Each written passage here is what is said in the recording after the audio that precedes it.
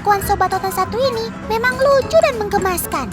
Jelas aja, sebagai salah satu hewan yang dekat dengan keseharian kita, si Dogi memang cukup pintar.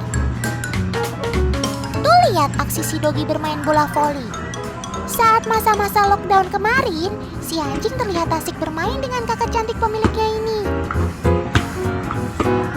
Sambil berenang, minum air. Main voli maksudnya.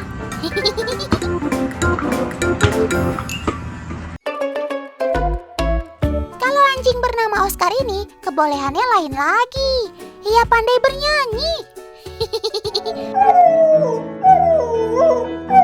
Lolonganmu merdu juga, Sob. Saat nyonya pemiliknya bermain piano, si Oscar dengan pedenya ikutan bernyanyi. Nada dan suaranya ternyata cukup merdu, sehingga bisa mengimbangi lantunan musik pianonya. Menurut hasil penelitian yang Otan pernah baca, melolong dan bernyanyi adalah bagian dari kebiasaan alami anjing. Ini adalah bagian dari cara anjing berkomunikasi dengan sesamanya. Dan ternyata anjing juga bisa mengenal nada loh. Hal ini tak lain dan tak bukan adalah sifat yang diturunkan oleh nenek moyang mereka, yaitu jenis serigala.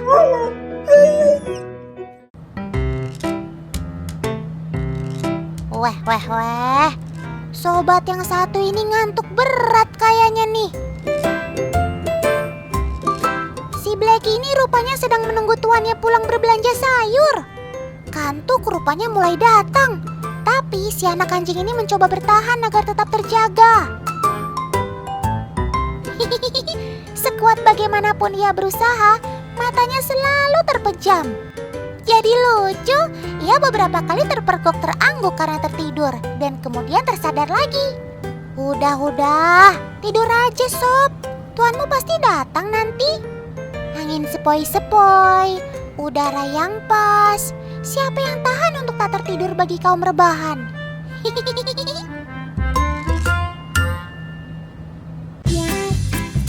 Kalau si Cleo ini, gaya tidurnya nggak nahan. Asik banget kayaknya kamu Sob. Gulang-guling. Nah.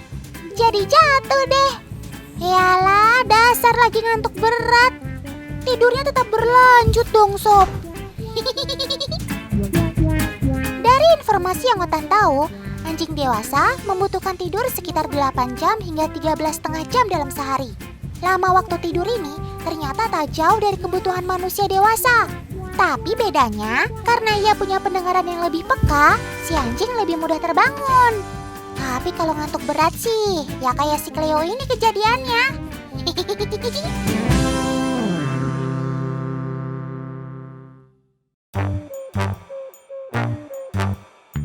Sobat satu ini juga gak kalah usil.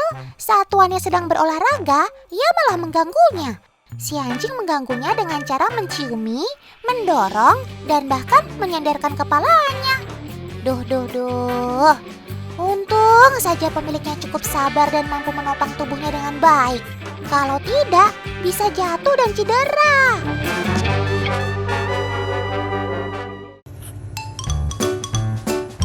Bukan anjing namanya kalau ia tidak cukup cerdik. Seperti si Tony ini misalnya. Ia punya cara unik untuk keluar dari kolam renang ini.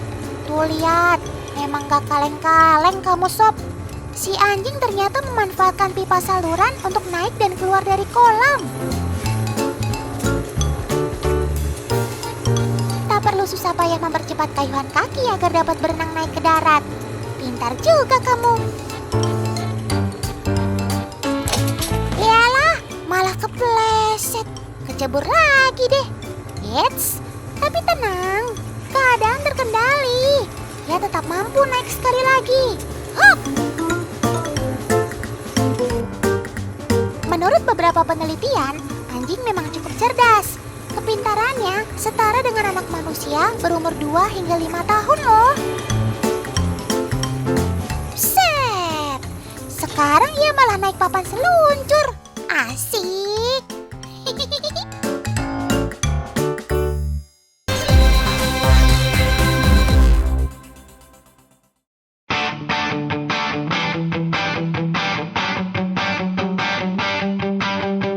Om Sofyan dan Om Servans sedang siap-siap tuh.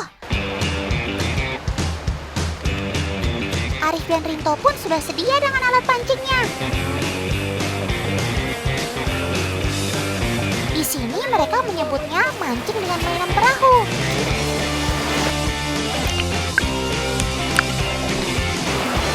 Mancing dengan cara seperti ini biasanya hanya untuk ikan-ikan perairan dangkal.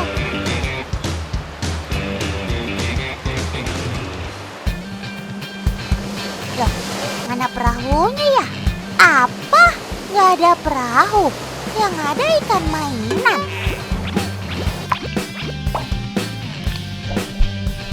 Oh, karena ia mengapung di atas air mirip dengan perahu, makanya disebut mainan perahu toh. Ikan mainan akan diikat oleh tali pancing. Tali panjang ini pun akan diberi 3-5 mata kail.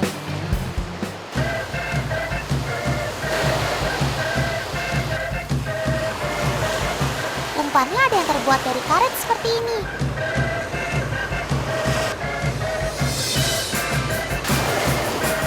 Ada juga yang terbuat dari bahan benang seperti ini.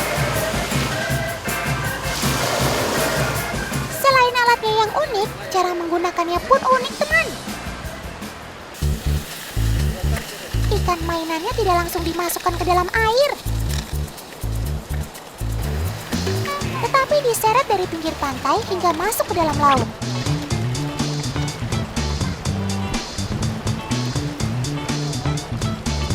Dan ombaklah yang akan membawa ikan mainan ini sampai ke tempat yang dirasa banyak ikannya.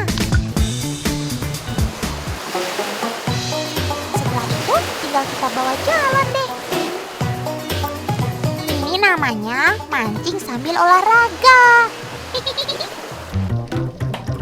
Hei, sepertinya sudah ada ikan yang kena kailnya tuh. Ayo cepat ditarik. Kalau Otan perhatikan ciri-cirinya, ini adalah si Big Eye Trevally alias ikan kue mata besar. Masyarakat Tahuna biasa menyebutnya dengan ikan bira. Arif naik apa nih, Kang? Goreng. Trevally juga termasuk ikan pelagis, teman. Goreng. Goreng. Ayo, cepat dilepaskan. Kita cari lagi ikannya. Om Sofyan ternyata dapat ikan Trevally juga, teman.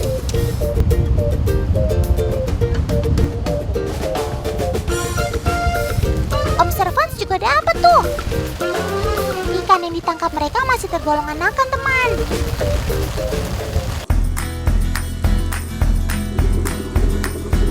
Karena jika sudah dewasa, panjangnya dapat mencapai 1 meter lebih. Sedangkan beratnya bisa lebih dari 20 kg.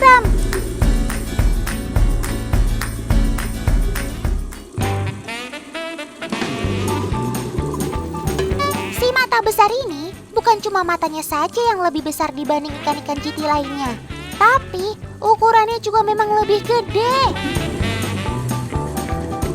Jauh juga ya sama yang ditangkap kita.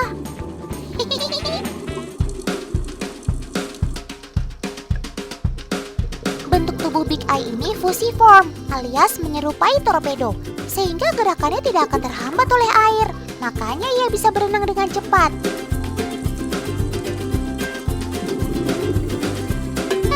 Kecepatannya bisa mencapai 77 km per jam loh. Wih, ini sih hampir sama dengan kecepatan rata-rata mobil melaju di jalan tol. Trevally ini termasuk hewan komunal yang selalu berkelompok. Bahasa kerennya schooling, teman. Schooling bukan berarti ke sekolah kayak kita pada umumnya ya, guys. Saat schooling bukan belasan atau puluhan ekor, tapi bisa mencapai ratusan atau bahkan ribuan ekor loh.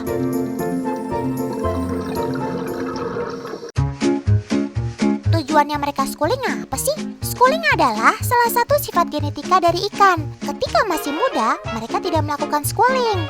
Namun saat dewasa, barulah mereka berinisiatif sendiri untuk schooling.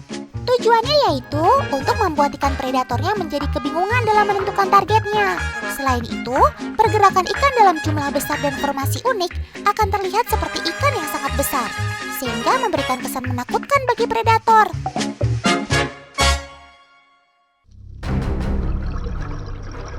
Coba kalian perhatikan, cukup mengerikan juga loh. Di bawah laut menjadi gelap saat mereka schooling. Ih.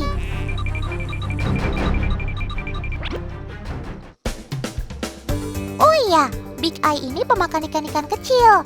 Meski terkadang memangsa udang, sponge, hingga ubur-ubur. Wah, rakus apa doyan nih? Semuanya disikat. Keberadaan gigi-gigi kecil di mulutnya memang membantu ikan ini melahap apa saja yang melintas di depannya. Baik-baik lihatnya sob, jangan mata kail diembat juga.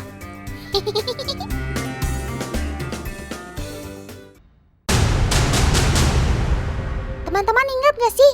Dulu, beberapa tahun lalu, Otan pernah menayangkan nasib si burung pipit atau emprit ini. Ternyata hingga saat ini, keadaan masih belum berubah. Yuk ikut Otan dan Kak Nurma mencari keberadaan si burung imut ini.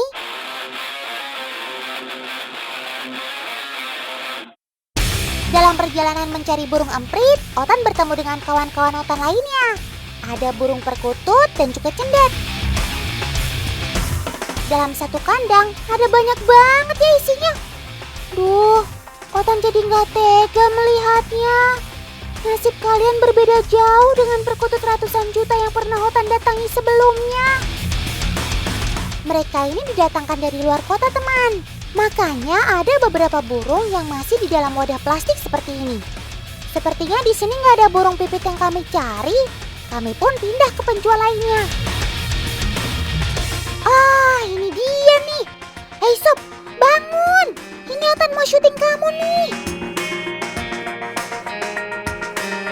Kok Otan dicuekin sih? Jangan-jangan Otan bukan dicuekin. Tapi kamu mati ya sob.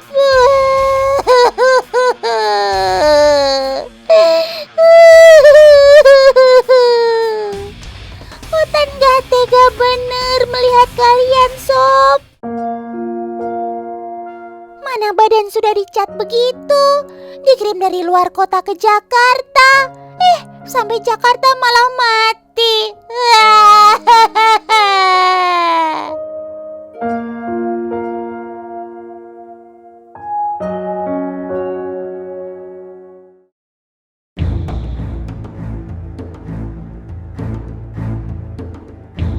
Otan masih terbayang proses kalian hingga sampai di tempat penjualan burung ini. Kalian dijerat dengan jaring karena dianggap sebagai hama yang suka memakan biji padi yang sudah panen. Setelah ditangkap, mereka akan dicat warna-warni. Tujuannya agar sobat emprit ini terlihat lucu.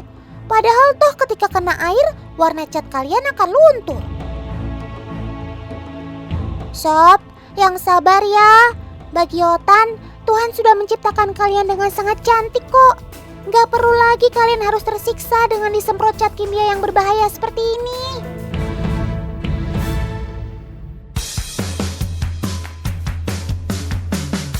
Tahan sebentar ya sob di kardus ini. Dikit lagi Kak Nurma akan lepasin kamu kok. Siap? Ayo keluar sob. Sudah saatnya kalian terbang bebas. Selamat jalan ya sob. Jangan lupakan Otan ya. Semoga warna tubuhmu cepat pulih. Walau di Indonesia nasib si pipit ini disia-siakan, tapi ternyata si mungil ini memiliki peran penting bagi ilmu pengetahuan. Charles Darwin, seorang ahli biologi dari Inggris, menemukan teori evolusi setelah mengamati burung pipit di Kepulauan Galapagos. Menurut Charles Darwin, burung pipit di Galapagos berasal dari satu spesies yang terdapat di daratan Amerika Selatan. Mereka bermigrasi ke Galapagos karena faktor makanan. Mereka memakan segala makanan yang ada supaya dapat bertahan hidup. Gak hanya biji-bijian, tetapi juga serangga dan buah-buahan. Makanya paruh mereka memiliki bentuk paruh yang bervariasi.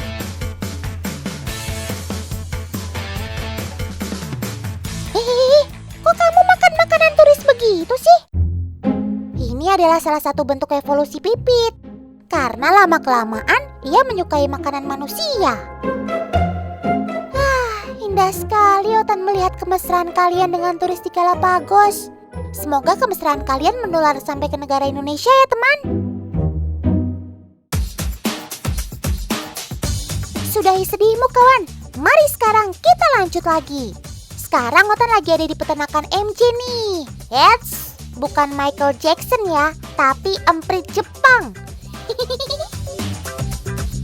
Emprit sebenarnya adalah hewan koloni. Ia hafal dengan burung yang masih satu koloni dengannya. Padahal kalau Otan lihat sih kalian sama saja. Otan pengen lihat deh, apa benar kalian bisa membedakan burung yang tidak satu koloni dengan kalian? Yuk Paman Arif dan Kak Nurma, kita beri tanda salah satu burung yang bukan koloninya. Permisi ya Sob, maaf nih kalau mengganggu kenyamanannya. Nah dengan begini kan Otan gak ketuker kalau lihat kalian di aviary. Widih, kamu kelihatan waspada banget Sob. Wajar sih, karena kamu berada di tempat baru, pasti kamu di mode siaga.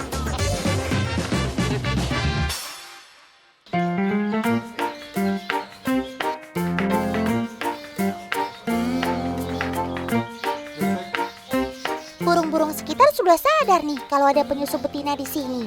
Wah, ternyata nggak butuh waktu lama kamu sudah punya teman ya Sob. Dari tadi si betina kesana kemari, kok kamu ngikut terus sih Sob? Wah, kalau ini sih pasti kamu naksir sama betina, iya kan? Cie-cie. Untunglah mereka akur, Otan kira akan saling serang.